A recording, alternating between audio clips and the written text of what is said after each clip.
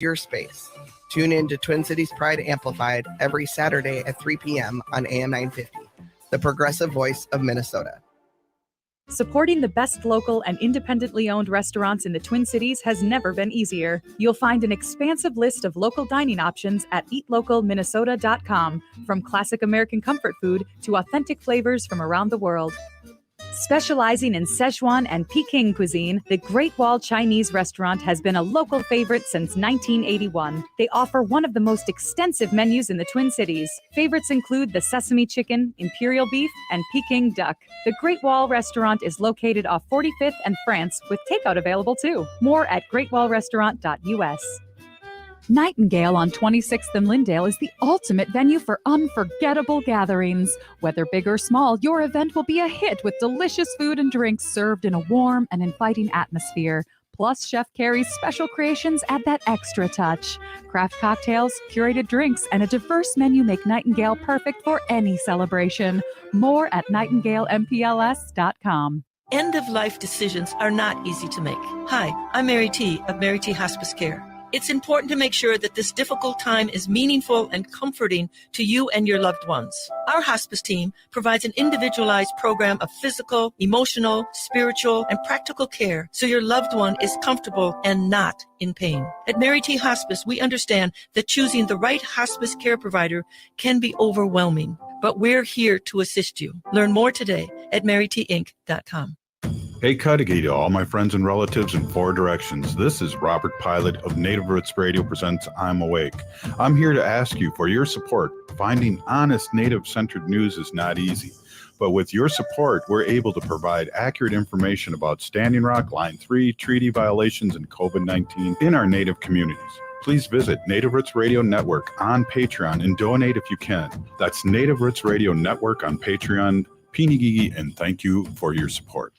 With a look at your AM 950 weather, I'm Patrick Lilia. Clear tonight with a low of 34, and Friday sunshine with a high of 58. Every bite at Maverick's Real Roast Beef is a taste of perfection. And there's so much more than roast beef. Don't miss the Philly steak sandwiches, BLT, crispy chicken, and more. They're on Lexington Avenue in Roseville, 1 block north of Larpenteur Avenue. Visit mavericksbeef.com. Portions of Native Roots Radio may be pre-recorded. It's a good day to be indigenous. Get up, stand up. They are going to become more brutal. Couldn't cut, hit me cut again. Because all the hippies were trying to be Indians anyway. They're going to become more repressive because it's a matter of dollars and their illusionary concepts of power. Hey, Victor. We must live in balance with the earth. And also with recent happenings at Wounded Knee. I am awake. Welcome to Native Roots Radio presents I'm Awake, and I'm your host, Wakanja Hade. Hey, Karagiwina. You are listening to Native Roots Radio presents I'm Awake, and I'm your host, Robert Pilot. Hey, we discuss local and national Native news and events, and as you know, Haley, Native issues are human issues, and human issues are Native issues. Yes, you are right, Dega. This portion of the show is supported by Native American Community Development Institute, or NACDI, in Minneapolis. Hey, we're going to have Robert Lilligren on in just a minute here, and I got to see him speak up on the big stage at the convention center here in Minneapolis, and really excited to have him on. But before we have Robert on, Haley, we have an update from the governor of Wisconsin, Governor Evers. Why don't we take a quick listen? Hey there, Native Roots Radio. Governor Tony Evers here with my weekly update. Making sure our workforce is prepared to meet the needs of a 21st century economy is a top priority for me and my administration, and it's one of the reasons I declared 2024 the Year of the Worker. I promised during my 2024 State of the State address that we'd continue pursuing every pathway to address our state's generational workforce challenges, just as we have for the past 5 years. And one high need area of our workforce where we know we have work to do to retain, recruit, and train talented workers is our education workforce. Our teachers and educators work every day to do what's best for our kids, but recent estimates show that only 67% of new educators in Wisconsin make it past 5 years. So we're launching a new teacher apprenticeship pilot program to provide more mentorship and support for new educators. This new pilot program will help address issues in turnover and retention while also bolstering and strengthening the state's educator pipeline by reducing barriers and encouraging more young people to enter the field. While student teaching can be cost prohibitive for low-income students, non-traditional students, or individuals looking to change careers, our new apprenticeship program will enable people to earn while they learn with paid on-the-job training and classroom instruction. This program will also have built-in mentorship opportunities, a key part of helping with retention and building networks of support for new teachers. What's best for our kids is what's best for our state, and this new apprenticeship program will help keep class sizes small and reduce barriers for folks to jumpstart their careers in education. That's a win-win for our kids, our schools, and our workforce too. Thank you. Back to you, Robert, and Native Roots Radio. Wow. That was an awesome update. Hey, we have Robert Lilligren, CEO of Native American Community Development Institute here in the Twin Cities, Minneapolis. And we just so happened to get a report the same day you come on, Robert. That was pretty inspiring. Yeah, very inspiring. You mean the comments of Governor Evers? Yes. I agree. And you were kind enough to mention a speaking opportunity I had today, and I was so glad you could be there. But I was talking about this workforce engagement and development as well for our tourism and hospitality industry workers. Over 30,000 people in Minneapolis work in hospitality and tourist fields. Yeah, you did an awesome job. I hope you heard me yelling. Oh yeah, I heard a lot of my native peeps. So folks, right. I chair the board here as of this year of our Convention and Visitors Association. It's called Meet Minneapolis, and not surprisingly, I'm the first native chair of this organization. And so we had several tables of native representation. I'm sure it was the highest native attendance at this kind of fancy schmancy downtown lunch event. And I told all my peeps I want to hear some noise when I take the stage, and I did. I was very satisfied. That was awesome. It was really interesting too. The last person speaking about the way the economy was, and he put it out there in black and white, and I thought, wow, this is really, really interesting on how we really aren't in a recession because everybody's working, but the prices are going up, but also labor costs are going up. Right. I thought that was amazing. Every year at this event, we have a sort of an insider professional in the hospitality and tourism industry that comes in and really puts out some good data. And this guy was great. I mean, he was fast and furious, and he overlaid a lot of the broader economic trends over on the recovery of tourism and convention business. And really, overall, he was really enthused and positive about what he was presenting to us, and kind of where the wealth is and who's controlling it. And, it's not an equitable economy at all yet. And hopefully it will be someday, but there is money in the economy. People are spending it.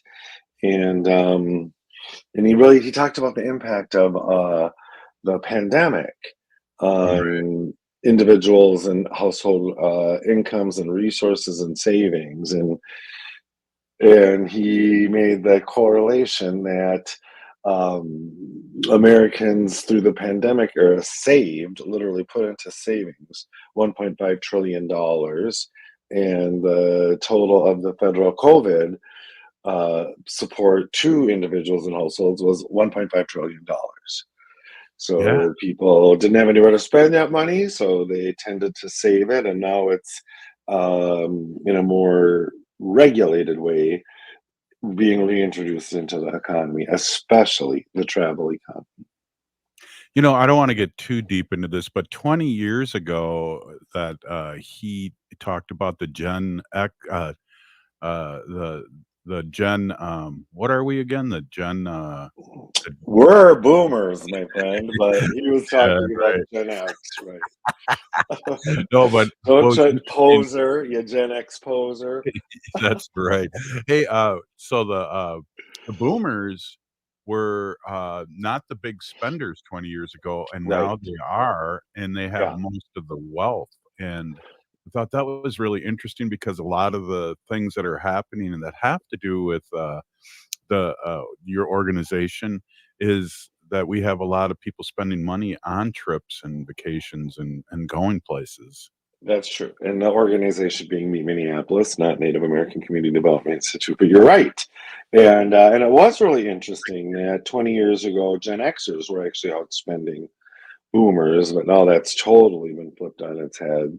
And it's boomers and not the older ones, which I thought was interesting. I think it was up to age 69. That's where a lot of the wealth right now lives. And it's people who are now spending their money on, a lot of it is on travel or overall experiences. Right. And so, but travel being a popular one. Well, I was apologizing to a few people on my table about that fact. About the wealth of yeah, that's you, Robert. You're controlling all the wealth. And you, Robert. Sorry, Haley. You're coming up though around the bend. Yeah. You're not as bad off as the Gen Xers, they said. Yeah. Right. Well, I definitely feel the money shortage on this end. Well, another interesting thing was how millennials are really shifting the workforce into much more of a part-time workforce, and that Gen Xers did not work part-time. They weren't interested in it. But now millennials are really stepping into this part-time space, which is, we need to adapt, right? That's what our workforce looks like now. And one other thing, and I really appreciate the invite and being there. And the one other thing that he said too, which really got a lot of applause, was that hire people without a degree. I love that. So here's my dirty little secret. I don't have a bachelor's degree. I don't have a college degree. I've had tons of training, gone to trade schools, but I'm just not a very academic person. And I know a few others in Native leadership who don't have degrees. And yeah, if that's a requirement, there's a lot of people who aren't going to clear that threshold, a lot of qualified people. So I thought that was really interesting. Yeah, I did too. We're going to take a break, but that also brings up to what Governor Evers was talking about too, and it all kind of goes hand in hand. Hey, here we're with Robert Lilligren. We'll be right back after this short break. Stay with us.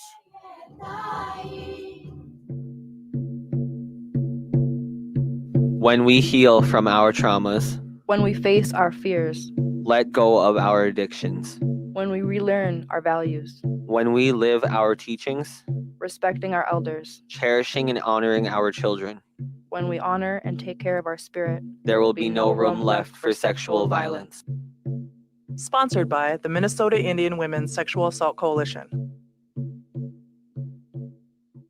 Signing up for $1 bus and train rides with the Transit Assistance Program, or TAP, is quick and easy. Do it straight from your computer or phone by uploading one of the pre-approved documents listed at metrotransit.org/TAP, along with a copy of your ID. We'll mail you a go-to card with a full year of discounted rides. For questions or translation help, call 612-373-3333. 612-373-3333. The city of Minneapolis is now on Native Roots Radio with Minneapolis AIR. AIR stands for American Indian Relations.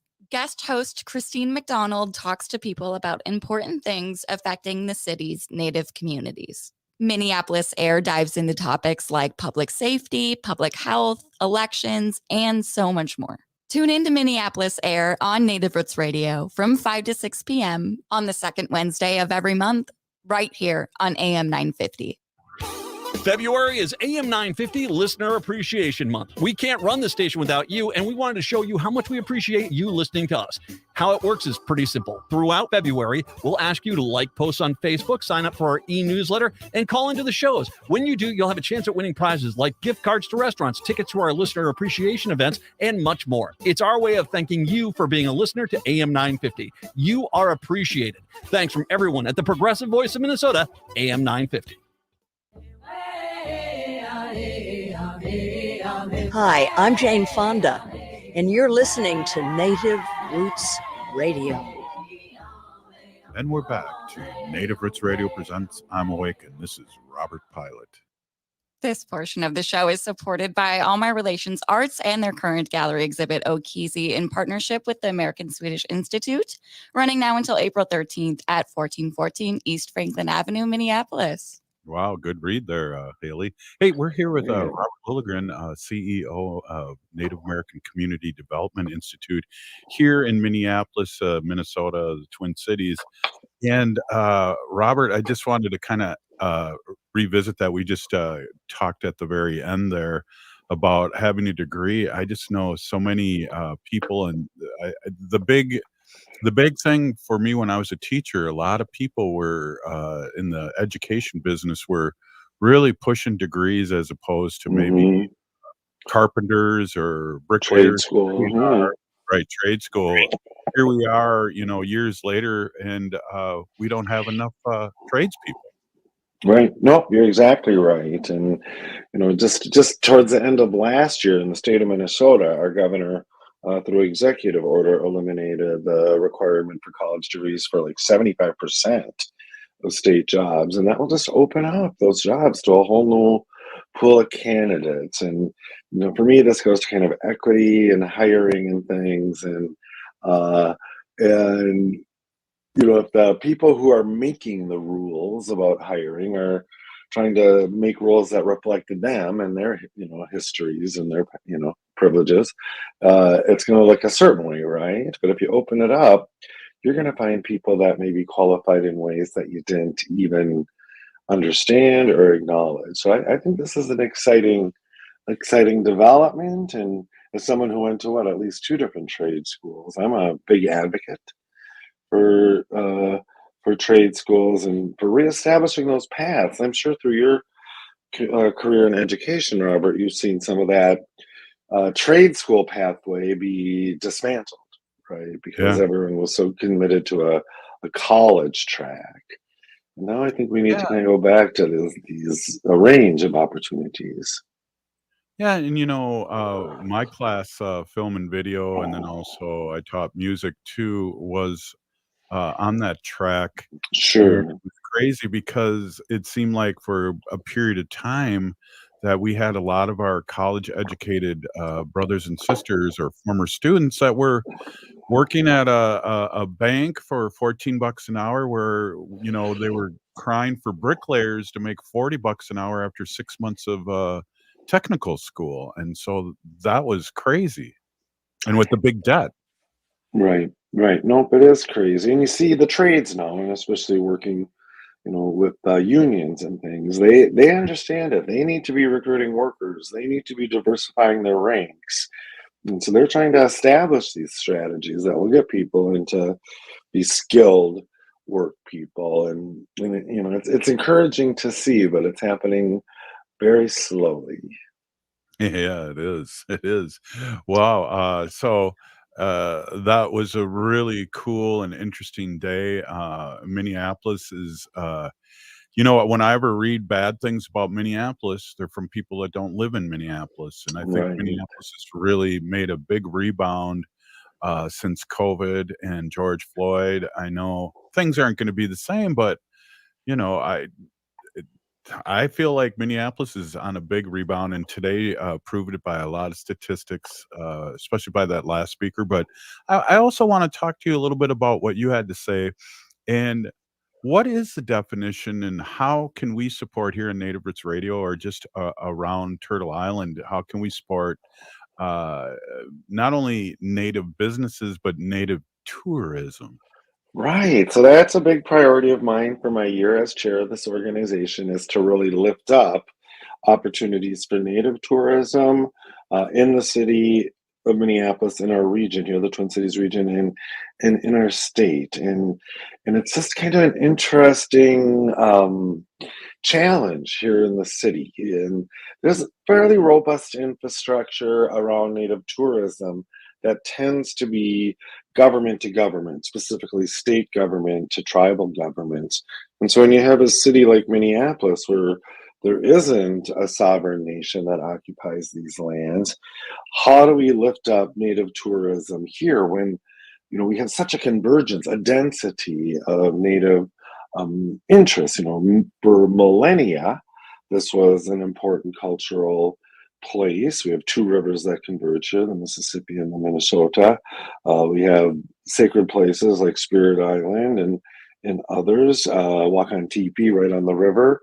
And there's a huge interest, not nationally and certainly internationally, in indigenous cultures, indigenous history, and practices. And there are dozens and dozens of efforts going on right here in our region to increase awareness and sort of formalize native practices like Wakan Teepee, as I know you're very familiar with it. And so here we have a chance now to work with our tribal partners, our urban partners, and really bring forward this idea of native tourism. And I'll tell you, Robert, even right after today's lunch event, it was a big event, 600 people or something like that. But we, the CEO of Meet Minneapolis, pulled me aside, and we went out. And I don't know if you noticed, there's a sort of a flat, grassy land right in front of the convention center. And he said, what do you think of, doing something with the tribes and having sort of tribal identifiers in this space and build awareness that way? And I'm like, let's do it, And so that just felt really good. It's like we have this, I have this priority of lifting up native tourism. Here's a project that can help do it. So it's exciting for me. Well, it's exciting for everyone when you say that was brought up to, because if you go, people come to the convention center. I know I had relatives in town just a week or two ago with the volleyball from all over the country, and it was huge. We had a big old metal teepee out front and saying, "Look, Lakota land, occupied Ojibwe and Ho-Chunk," or some little plaque up there. That gets me going too. And it matters, right? And also I think it's a good opportunity for the urban community here to work with the tribal communities. And I feel like the more opportunities we can frame up for that level of collaboration, cooperation, I think the better for all indigenous people that live here. Absolutely. Just recognizing, this is Lakota, Dakota land, and Ojibwe land, and I don't know if I talked to you about this, but I heard through one of our other guests in the last couple of weeks, which still kind of stuck with me and kind of blew my mind, was that, and I don't know if we talked about, but in Minneapolis, and they got their information from public schools in Minneapolis, that there's over 150 different tribes that are in the Minneapolis area. That blew my mind.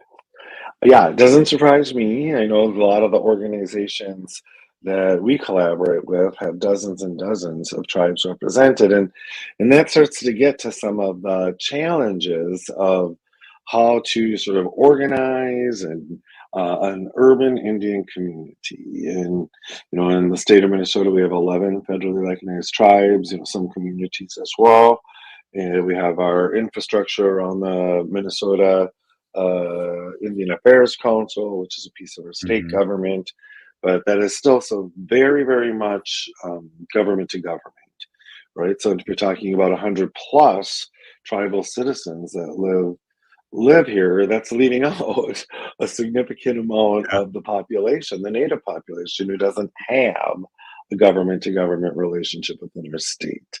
And so how do we broaden this? I mean, always respecting, supporting, and uplifting the sovereignty of our 11 federally recognized tribes, and creating a way for the tribes that aren't from Minnesota. How are they represented? How are they protected through the government process?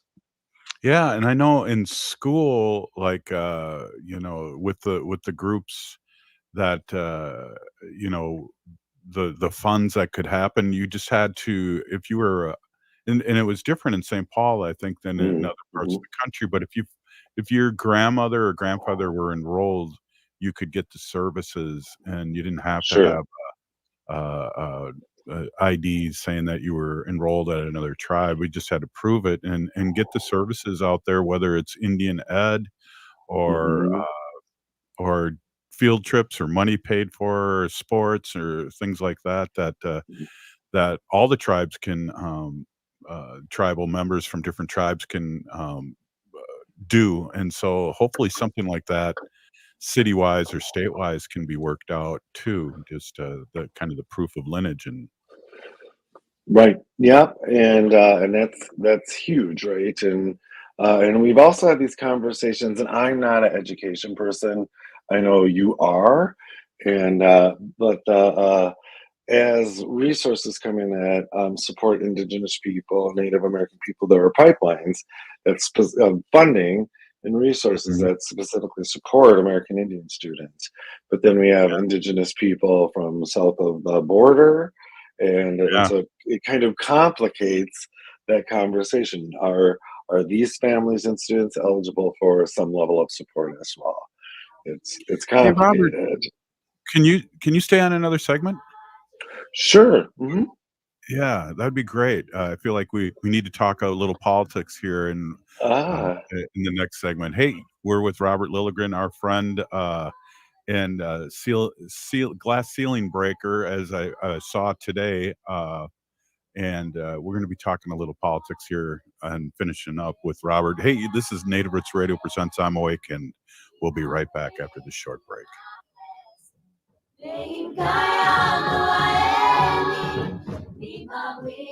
Hey, if you're like a lot of people, you're probably relieved that the holiday celebrations are over. But there's one thing that might stay with us from the holidays besides all those gifts, and that's COVID-19. Numbers from COVID are going up as we spend more time inside, and Native Americans are seeing even bigger case spikes. With all the indoor celebrations over the holidays, you may have unknowingly been exposed to someone with COVID-19. That's why it's important to stay vigilant. If you notice any symptoms like a fever, a tickle in the throat, or heavy fatigue, take an at-home test.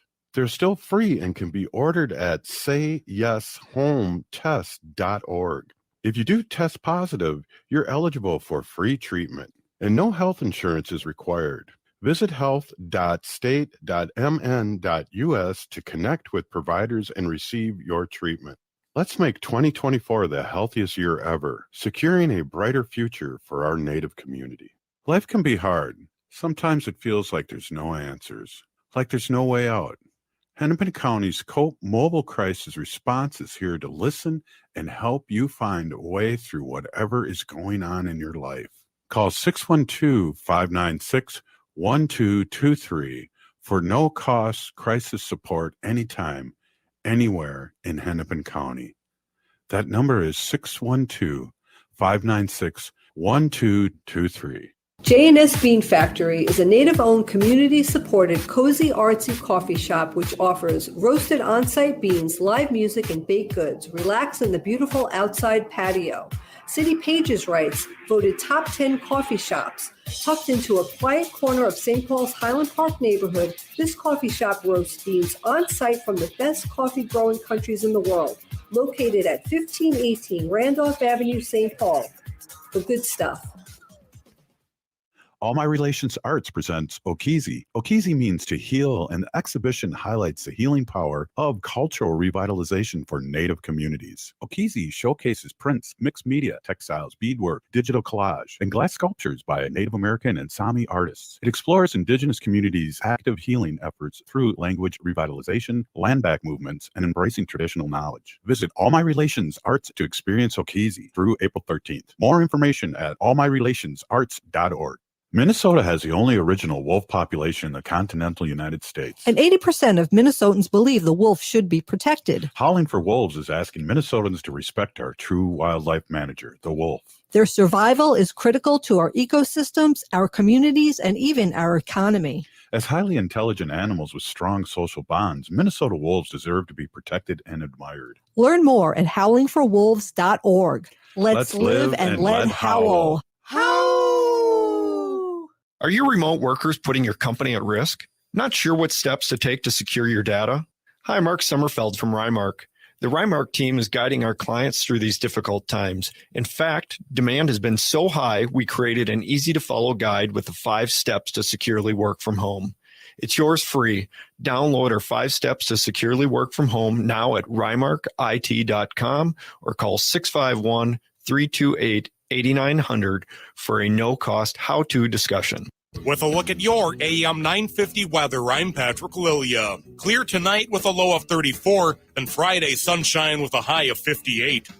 Every bite at Maverick's Real Roast Beef is a taste of perfection. And there's so much more than roast beef. Don't miss the Philly steak sandwiches, BLT, crispy chicken, and more. They're on Lexington Avenue in Roseville, 1 block north of Larpenteur Avenue. Visit mavericksbeef.com.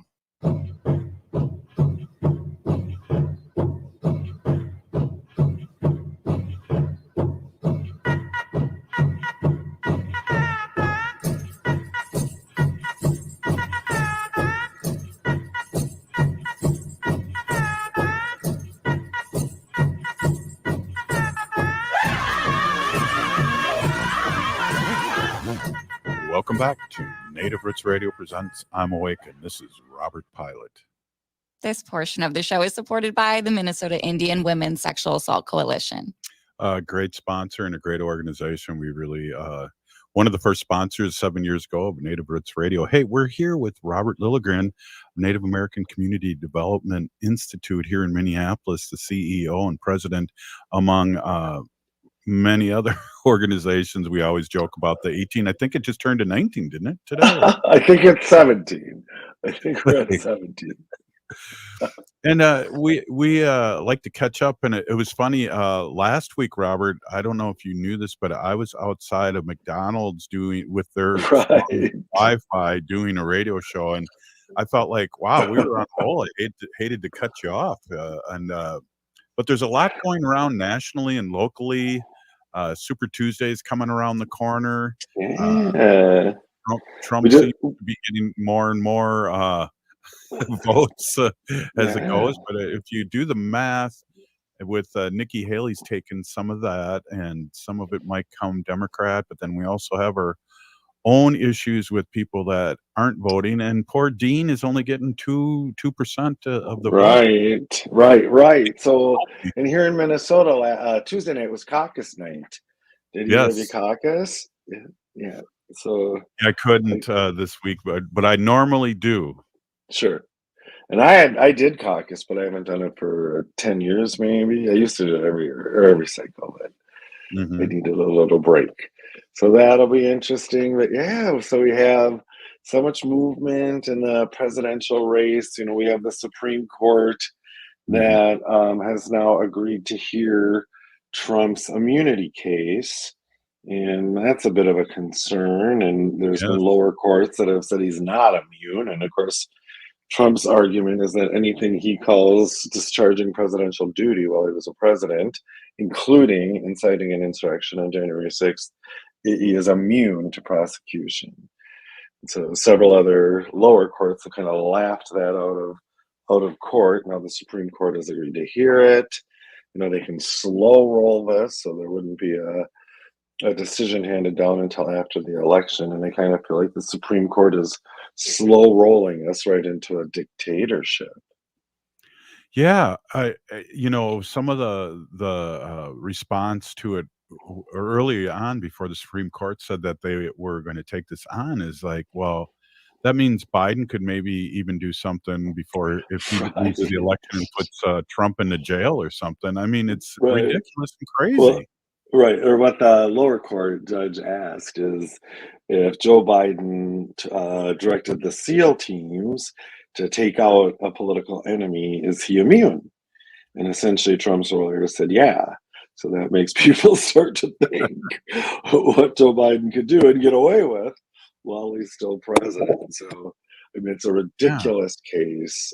Our Supreme Court could have just refused to hear it, and then the lower court rulings would stand. And the fact that, you know, I said this on the show, I said it a lot, I do not think our Supreme Court is legitimate anymore. I don't think that they can dispense justice for a majority of Americans. I don't think they're interested in dispensing justice for a majority of Americans. And When Trump speaks, they act. I read a commentary today that called it fetch, that Trump throws the stick and they go fetch it, right? And so, Wow. so it's scary. It really is, especially, I was thinking earlier, it's like, well, the Supreme Court did good on ICWA, but that was another thing which really surprised me in a good way. Mhm. But this doesn't surprise this frightens me too because I think their rationale is that no state should what uh, what word am I looking for? No state should have that much power over an election. Mm-hmm. So that was their rationale, and and we're sitting here going, "This guy did an insurrection, and he's Right. insane." Right. Yeah. Yeah. And so Illinois just booted him off the ballot, right? So we'll see where that goes. But yeah, I've never seen anything like this. And with these early primaries and things, and looking sort of at the Republican numbers, there's Republicans who think that even though Trump is winning these by double-digit margins, that they're seeing risk there, that this really isn't going all his way. His margins aren't nearly what polls indicated, and so there's some kind of dynamic happening there as well. Yeah. Well, the big national media is talking about is Biden too old, and yet we see and hear speeches from Trump saying outrageous things that and mispronouncing words that makes you wonder, is he too old and Right. does he have a onset of dementia? But nobody talks Right. about. Right. I think we'll start hearing more and more of that. I can only imagine. And I think we can just acknowledge that they're both old, right? They're old candidates. 4 years ago, they broke the record as the oldest man to run for president. So 4 years later, they're breaking their own record, right? Yeah. And I have to say, it is a little disappointing that we're not Yeah. someplace else, but these are our candidates. And I read another commentary this week that compared sort of the mental state of Biden and Trump. And this expert's belief was Biden's brain is aging, Trump's brain is dementing.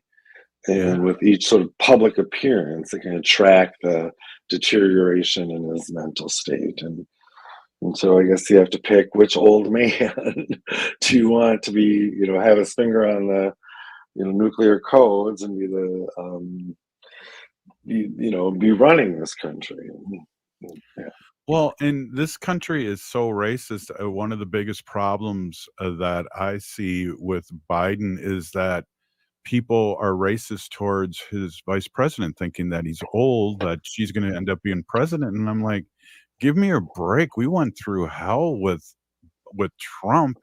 She Right. can't do any worse than that, and won't do worse than that. A lot better. My God. That is a pretty low bar, Robert, but I would welcome a President Harris if that's how things work Yeah. out. But I think the alternative, putting his hands in a demented wannabe dictator, is just too dangerous.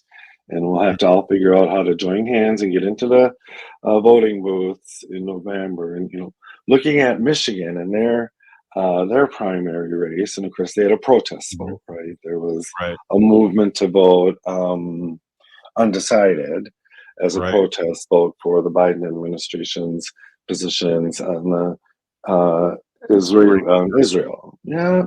And so good. I think that was good. Their goal was, I think, to get 10,000 undecided votes. They got 100,000. They got over 100,000 actually. And so it sends a message, right? People are not happy with what this administration's doing, and here's your opportunity to do better. And I don't know, it was reported yesterday, and it was something to come out this week, Friday or Thursday, about the border, that Biden may try and do a presidential order about that, seeing that the legislature or I should say the Senate is not moving on it. And it's sickening to see this new Speaker of the House talk about spewing out, yes, the border's broken, and you guys, in one, and then in the same breath, you got to say back to them, you guys had a chance to fix this, and people were welcome to that bipartisan vote. Right. Well, President Biden was at the border today, so was Trump, and I haven't been able to follow up on that yet, so I don't really know what happened. But to the congressional inaction on this, and the deal that Congress had to vote on was there. It was the Republicans' deal. They got everything. It wasn't that sweet of a package, but at least it did something, right? And because Trump didn't want the Biden administration to have any successes here, he sunk it. And he convinced enough Republicans to step away from this that they couldn't even pass their own bill. And I just think that shows where their values are, the Republicans in Congress, and where Trump's values are. He doesn't care who, if this country succeeds, he cares about himself. So was Mitch McConnell talking in code about Trump and kind of why he, even though he's 82 years old, why in the longest serving senator, is he talking code about I'm getting out because this is insane and Trump's insane? That's such a good question. And I'm interested in McConnell's announcement. He's the longest serving Senate leader ever in the history of this country. And he's 82, which, is around the age of our presidential candidates, right?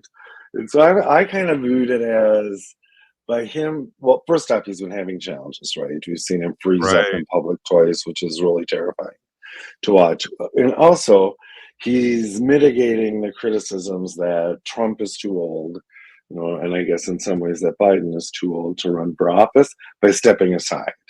He takes away this argument that, well, look at McConnell, he's old and he's still in office. But I have a hunch that it's connected to his health more than just about anything.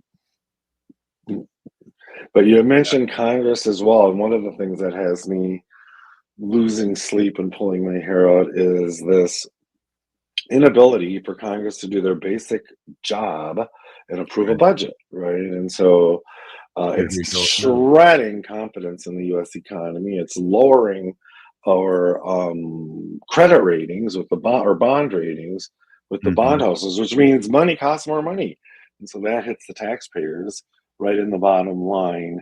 And they just keep messing around with this. And so finally we have a continuing resolution that lasts a week in the last one, and so March 8th we'll lose about half the federal funding, March 20-something second maybe the other half. And it's just such a fundamental obligation of the House, especially, to approve a budget. And they can't even do that. So they're not governing by any stretch of the imagination. They're just positioning and Wow, Robert, thank you so much for spending your evening with us. The beginning of the evening, it's warm again. We had one day of winter, and now it's 50 degrees. Yeah, it's back. Yeah, I'm not complaining. Walk around the lakes, and thanks for having me. Yeah, I will. I'm about there. And nice to see you. Hey, Robert Lilligren, Big Peeny Geegy. You're listening to Native Roots Radio presents I'm Awake, and that was Robert Lilligren of Native American Community Development Institute here in Minneapolis, our Thursday guest. We'll be right back. As we pack away the ornaments and bid farewell to the holiday season, it's time to unwrap the gift that keeps on giving, getting protected by a COVID-19 vaccination. This is your chance to make a difference, especially as our Native communities face higher COVID numbers. Those higher numbers underscore the need for collective action. So answer the call and get vaccinated.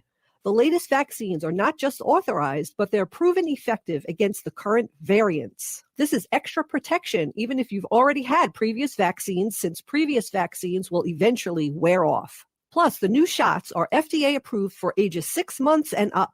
A COVID vaccine is not just a shot. It's a pledge to safeguard the wisdom and stories handed down by our elders. So join the movement, get vaccinated, and make 2024 the healthiest year ever, securing a brighter future for our Native community.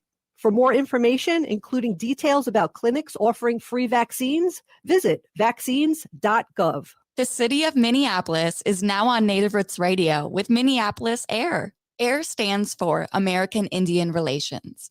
Guest host Christine McDonald talks to people about important things affecting the city's Native communities. Minneapolis AIR dives into topics like public safety, public health, elections, and so much more. Tune in to Minneapolis AIR on Native Roots Radio from 5 to 6 p.m. on the second Wednesday of every month, right here on AM 950. J&S Bean Factory is a Native-owned, community-supported, cozy, artsy coffee shop which offers roasted on-site beans, live music, and baked goods. Relax in the beautiful outside patio. City Pages writes, voted top 10 coffee shops. Tucked into a quiet corner of St. Paul's Highland Park neighborhood, this coffee shop roasts beans on-site from the best coffee-growing countries in the world. Located at 1518 Randolph Avenue, St. Paul. The good stuff. Hi, this is Representative Sharice Davids from Kansas. I'm Ho Chunk, and you're listening to Native Roots Radio. And we're back to Native Roots Radio presents I'm Awake, and this is Robert Pilot. This portion of the show is supported by Howling for Wolves, protecting wolves for future generations. Oh,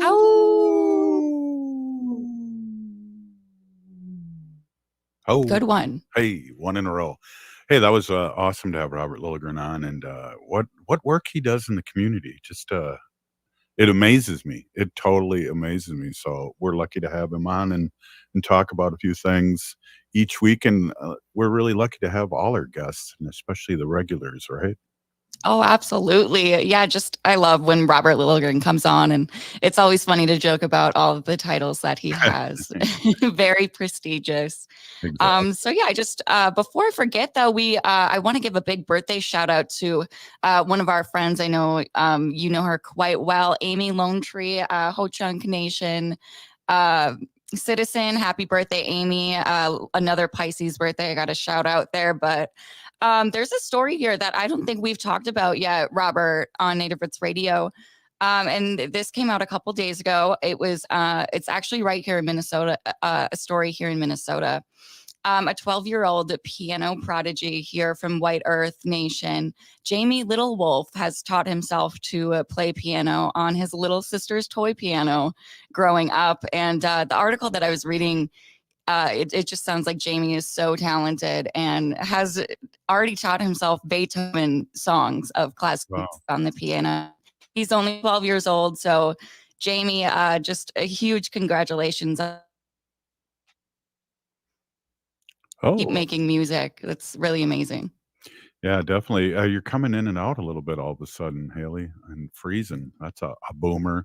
Hey, let's talk a little bit this weekend. I know your birthday's coming up, so are you registered anywhere where people can buy you a gift? Are you registered at Target or anything or any jewelry store? She's shaking her head yes. She can't hear me. So I think we're losing out a little audio. Somebody's gaming in the area, probably taking their internet down. Are you able to hear me, Haley?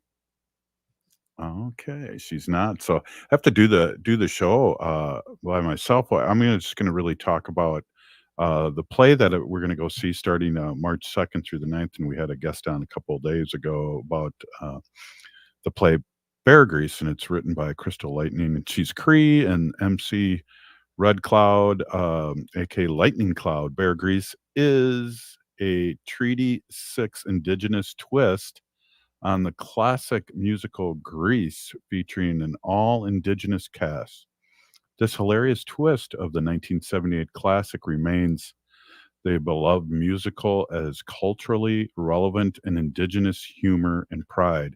And that is going to be at the Gremlin Theater here in St. Paul, 550 Vandalia Street, Suite 177. Again, that's St. Paul, Minnesota. And you can pay as you can, but the suggested price is $35. Haley, are you there? I am. Sorry about that. My internet connection is a little fuzzy right now. I was just saying somebody was driving by gaming and they took your internet there and they're gaming outside your door like I was at McDonald's. Yes, just sucking all that good Wi-Fi right on out. But did you hear? Hopefully, you got to hear my story on Jamie Little Wolf from White Earth. No, we didn't. You didn't. Okay. Well, shout out to Jamie Little Wolf. It was a Oh, story. about the piano player? Yes. Yes, we did. Yes. I'm sorry. I'm sorry. Oh, okay. I Great. do listen to the show. I do really. Oh, okay. Really do. That's Then good. I was just talking about Bear Grease because that was in front of me. And again, I just want to say the dates real quick before we move on with a few things that you have in your medicine bag about what's happening this weekend. March 2nd at 7:30, Rock Your Mocks night. I'll be wearing my mocks. March 3rd, it's 2 p.m. and which I believe is Saturday, so that's Elders Day. So, people like me that can't stay up late will go to the 2 p.m. one.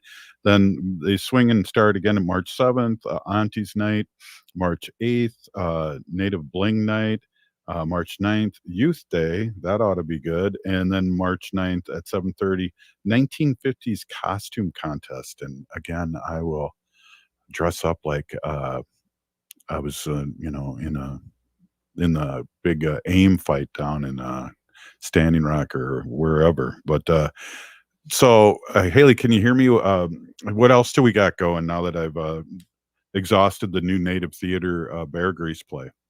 Oh, well, since we're on the topic of new Native theater, I just want to shout out, I think that they're still looking for a Two-Spirit powwow coordinator. So if you or anyone you know is really great at putting together a big celebration, a powwow, reach out to New Native Theater or check them out at newnativetheater.org. But I also just want to mention that today is a leap day, which hopefully we all are aware of that. Every 7 years, somebody has a birthday today. Oh, yeah. Happy birthday. We love birthdays. Yeah, I just hopefully, did you hear my Amy Lone Tree shout out? Her birthday was yesterday. No, I didn't. Shout it out again. Well, happy birthday, Amy. Yeah, and we'd love to get Amy back in town. We're kind of talking about doing another book reading at all my relations in between the shows. And have Kathy Coates come in and talk about the book because that was such a smashing success. Oh, absolutely. I know I'm taking that book on the plane with me this weekend, so I'm excited to get a couple chapters and read some more information about the history of Ho-Chunk here in Minnesota. Yeah. And all about, what happened down in Mankato. Yeah. I just also want to shout out, today is the last day of February, the leap day, the 29th. It is also the last day of Black History Month. So we just always want to recognize and lift up our BIPOC and our Black relatives, and we're in this together. And then tomorrow is the first day of Women's History Month.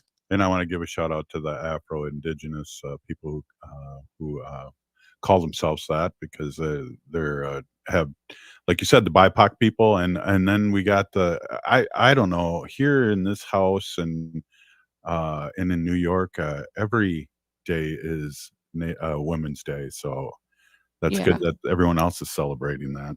I love that. I love that. Speaking of really great women's history, I want to mention Lily Gladstone's win again this past weekend at the 30th annual SAG Awards. Lily took home Best Female Actor in a Leading Role for, again, Killers of the Flower Moon. I'm hoping that I kind of have a little hunch that she's going to win that Oscar, but just again, the Oscars will be airing Sunday, March 10th, and hopefully all of Indian Country will be tuning in. Yeah, well, it's always, not always, but a good high percentage, I don't know, 90%.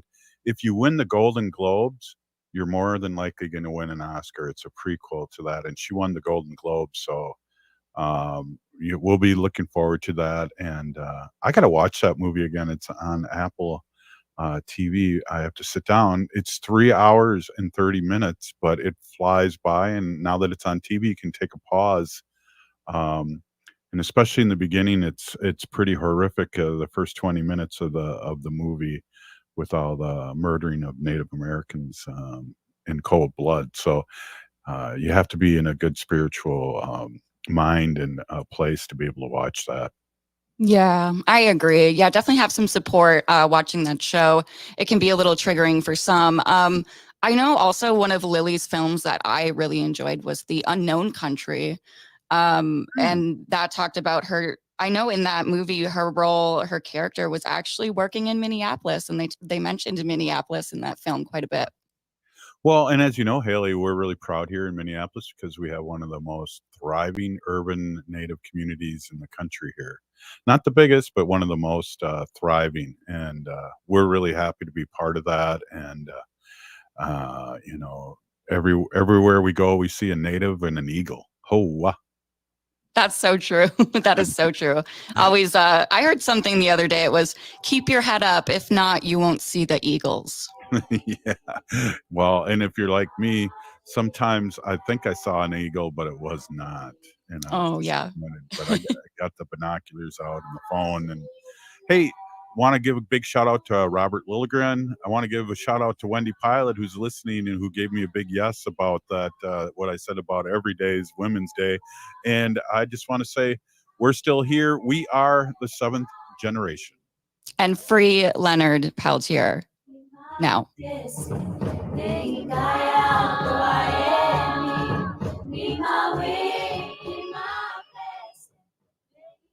You know,